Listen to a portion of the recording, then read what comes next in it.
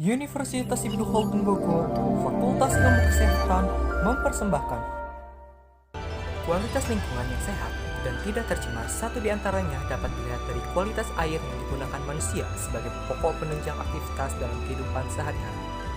Persebaran air yang terdapat pada permukaan bumi ini terdiri dari air laut, salju dan glasier, air tanah, air permukaan, lengas tanah.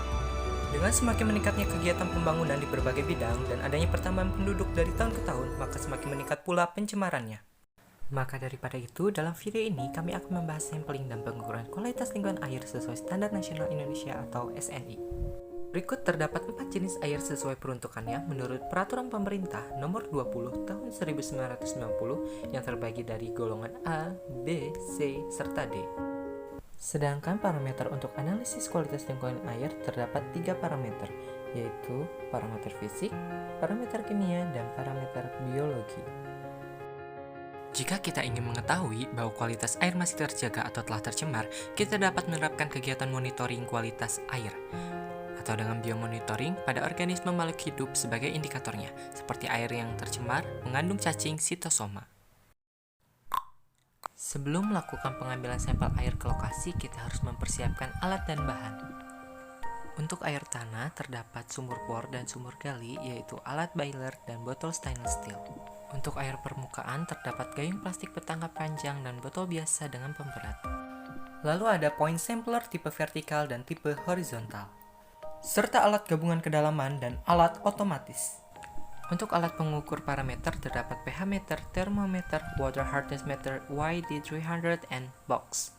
Frekuensi jumlah sampel yang dibutuhkan sesuai tujuan yang diinginkan dengan merujuk pada Peraturan Menteri Kesehatan Nomor 736 Tahun 2010. Sedangkan untuk jenis pengukurannya ada in situ atau di laboratorium.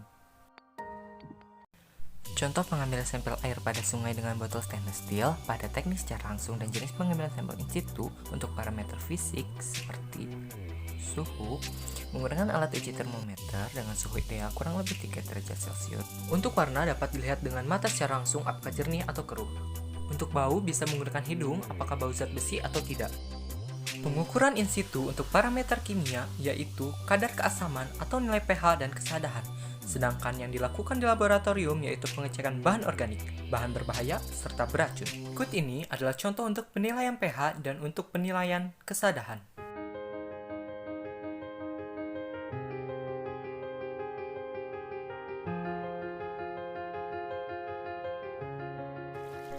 Sampel yang telah diambil dengan alat point sampler tipe vertikal ditaruh ke dalam beberapa botol gelas stainless steel lalu dimasukkan ke dalam kotak agar jauh terhindar dari kontaminasi.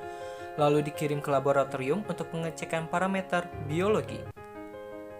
Seperti pengujian mikroorganisme berikut ini. Apabila hasil pengukuran parameter fisik suhu telah sesuai, aman, dengan suhu ideal kurang lebih 3 derajat Celcius, lalu warna jernih, dan juga bau, tidak berbau. Sedangkan untuk parameter kimia, tingkat pH tidak terlalu asam dan juga tidak terlalu basa dengan normalnya 6,5 sampai 8,5. Dan untuk kesadahan, aman.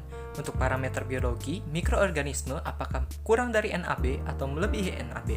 Jika kurang dari NAB, maka memenuhi syarat. Lalu ada penilaian klasifikasi kualitas air menurut US EPA Environmental Protection Agency. Simpulannya yaitu, dengan melakukan analisis kualitas sampel lingkungan, kita dapat mengetahui ada atau tidaknya indikasi pencemaran lingkungan dan hasil analisis laboratorium yang sahih dapat digunakan untuk pengambilan keputusan kebijakan oleh yang berwenang.